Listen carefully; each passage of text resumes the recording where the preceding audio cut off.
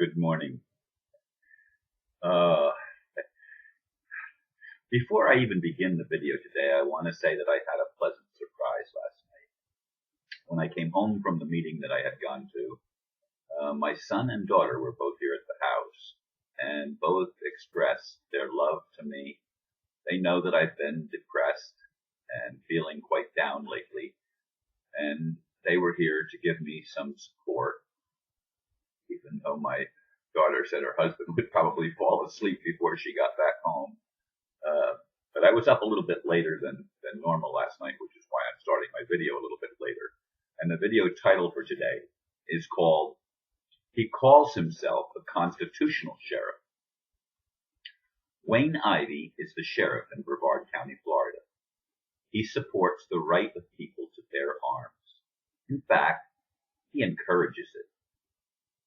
However, he also supports the criminality of the courts, working in conjunction with bank fraudsters to steal homes in his jurisdiction, mine included.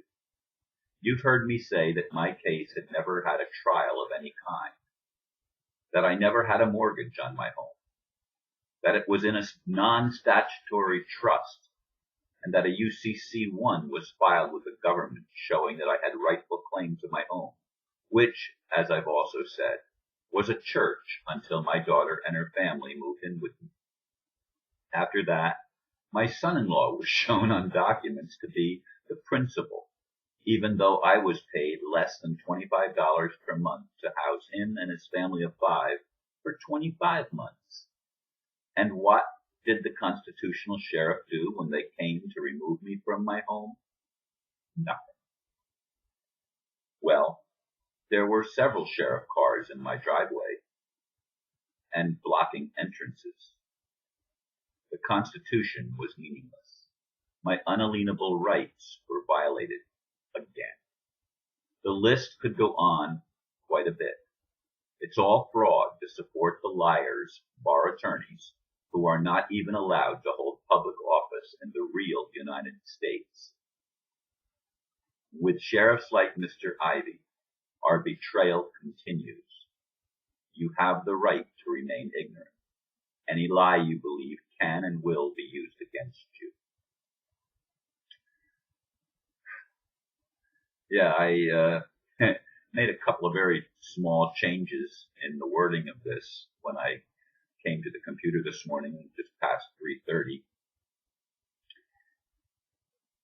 But I want people to understand that what they did to me, they've done to many other people as well. The circumstances might be slightly different in each case, but I have watched friends of mine and heard of other people that I don't know personally that have had their homes stolen wantonly, have been displaced, and some of them don't have a family that supports them like my son and daughter are wanting to do for me to the best of their ability.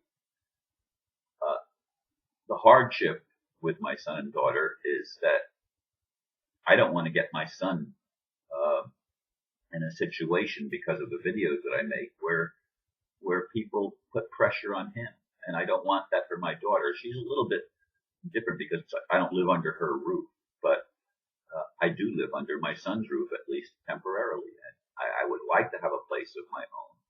But in any case,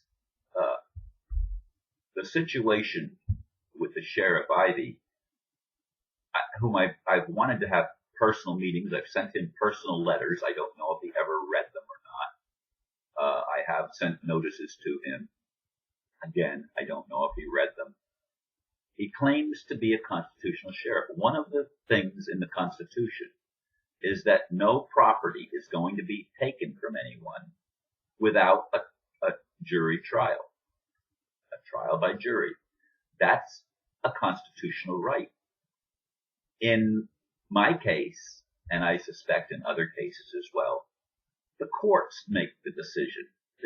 There's no jury that is able to have the facts presented.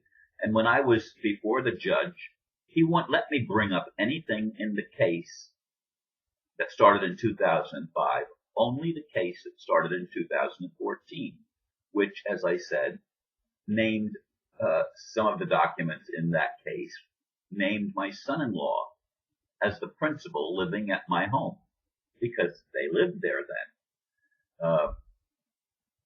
And I was denied that which was guaranteed to me. Now, rights are not mine because of some guarantee in the Constitution. There's no such thing as constitutional rights. There are unalienable rights. That means rights that were given by God before any government was in place. They are unalienable rights. I want you to understand that distinction. It's not that I had my constitutional rights violated. I had my unalienable rights violated. I had something taken from me without due process of law. And that is a right that was recognized by the founders of the United States and guaranteed in writing in the Constitution, but it was my unalienable rights that they were recognizing. They wanted fairness. They wanted justice. And you can't have justice when you have people like the court, the judges in the courtrooms.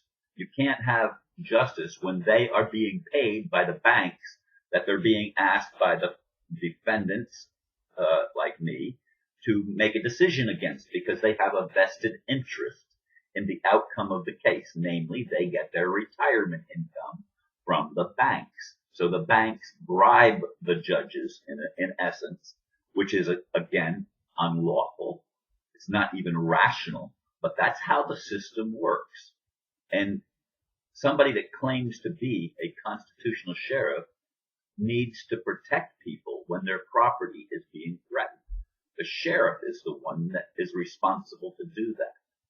And I've never actually had a conversation with Wayne Ivey. He might be a very nice man. I don't know that. And some of the attorneys that I've met seem like on the surface to be very nice people.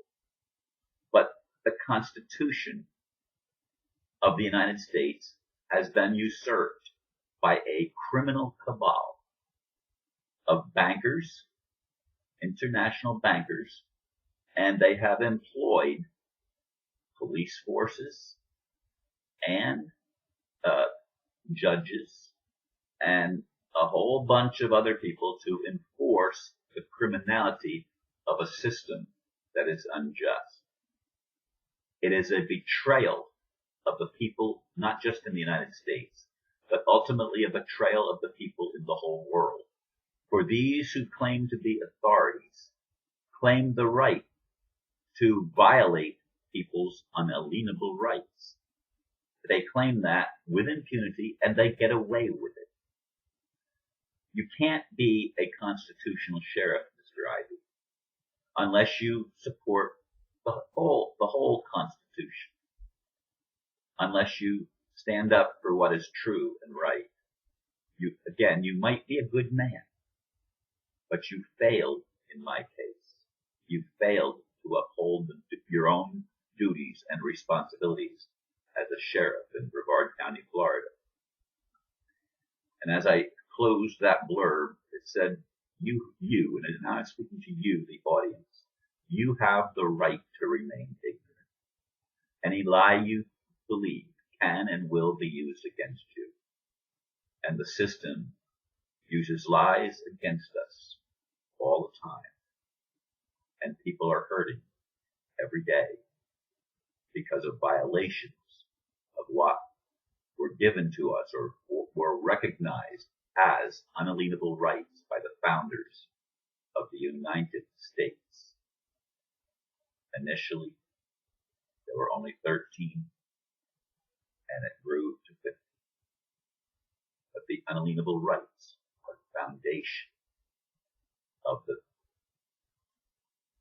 principle upon which our nation, the United States, was founded. Let's not forget that. Thank you for listening.